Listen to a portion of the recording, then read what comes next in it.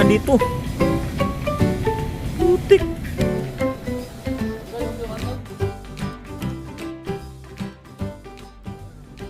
Magandang araw mga bay, ako nga pala si Joel, isang bisang ipis factory worker ang tatrabaho dito sa South Korea. So sa araw nga pala ito, bumabiyahe tayo sa Ansan upang mag-maintenance naman ulit ng boiler. Ito nga pala yung isa sa mga trabaho natin dito sa South Korea. So kasama nga pala natin ngayon yung dalawang Koreano, yung isa yung pamangkin ng amo namin. Yung pamangkin ng amo namin ang gusto kong palagi makasama sa maintenance kasi marunong siya magdala ng tao, hindi kanya sisigawan. Kung hindi mo alam ang trabaho, tuturuan kanya. Unlike sa isang kasama kong Koreano, yung matanda, hindi siya marunong mag-approach ng tao, palaging sumisigaw, nakapanghina ng loob.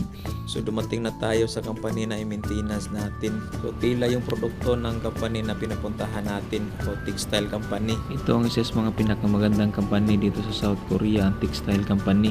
Alam niyo ba kung bakit?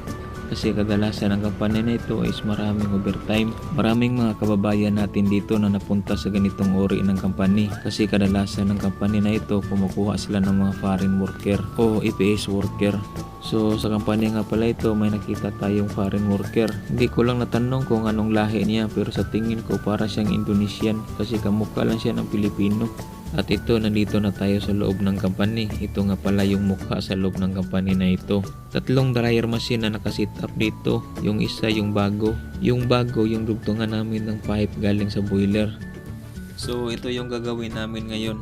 Idugtong yung mainline pipe ng boiler.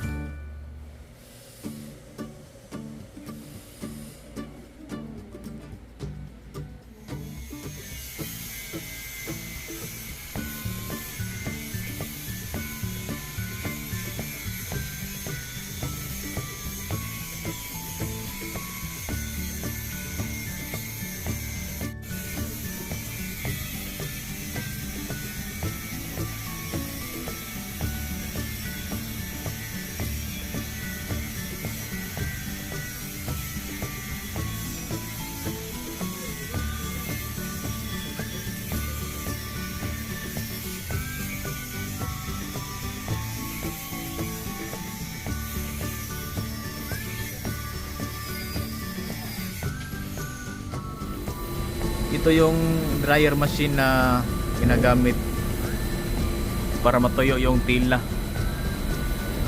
So kailangan ito ng boiler.